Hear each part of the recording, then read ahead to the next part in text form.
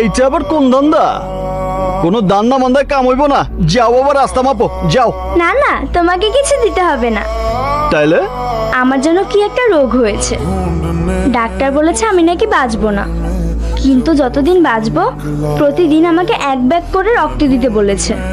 কিন্তু যারা আমাকে রক্ত দেয় আমি তাদের কাউকে চিনি না, তাই আমার সাথে যাতে দেখা হয় তাদের সবাইকে আমি ফুল দিয়ে থ্যাংক ইউ বলি। আমি তো তোমার রক্ত দেই নাই। তাতে কি, আগামীকাল হয়তো দেবে। আমি তোমাকে সারা মহল্লা খুঁজে বেড়াচ্ছি, আমি না বলেছি আমাকে না বলে তুমি কোথাও যাবে না? যখন আমি উপরে চলে যাব তখন যদি তোমাকে বলার সময় না পাই, তাই আগে থেকে প্র্যাকটিস করছি, যাতে আমি হুট করে মরে গেলে তুমি কষ্ট না পাও।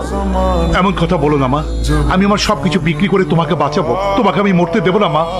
মরতে আমিও চাই না বাবা, আমিও চাই না তোমাকে ছেড়ে যেতে, কিন্তু আমার চিকিৎসার এত টাকা তুমি কোথায় পাবে বাবা? সব ব্যবস্থা হয়ে গেছে মা। এই দেখো, আমি টাকা নিয়ে এসেছি। এই টাকা বসকে দিয়ে যদি জায়গাটা ছাড়াতে পারি তাহলে তোমার চিকিৎসা হবে, তুমি হাসবে, খেলবে, ঘুরে বেড়াবে। চল চল মা।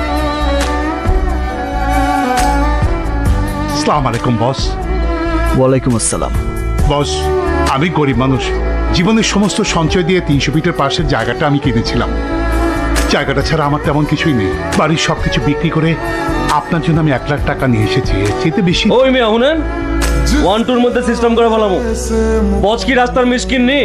10 লাখ টাকার 1 টাকা কম হইলে জায়গা হজম হয়ে যাইব। ভাই দয়া করেন, আমার পক্ষে 8 টাকা দেওয়া সম্ভব না, তবে কথা দিচ্ছি যদি জায়গাটা বিক্রি করতে পারি তাহলে পুরো 10 লাখ টাকায় বসকে দেবো। বাকির নাম ফাঁকি। সিস্টেম, ওনার জায়গা ওনারে বুঝাই দিয়া। বস, এটা আপনি কি কইতাছেন? ওই জায়গার দাম না হলো 2 কোটি টাকা। বাড়তি কথা আমি পছন্দ করি না, আমি যা কইতাছি তাই কর। ঠিক আছে? 10-15-20 বুঝি না, কাল থেকেই ফুলের চিকিৎসা হওয়া চাই। জায়গা বেচা আমার বোনটা বিয়া দিয়ে মোটা একটা। তাহলে কতগুলো লাগবে? প্রমিস করতে হইব, যখনই আমার লগে দেখা হইব তখনই একটা করে পাপ্পি দিবা। তুমি আমার লক্ষ্মী ভাইয়া।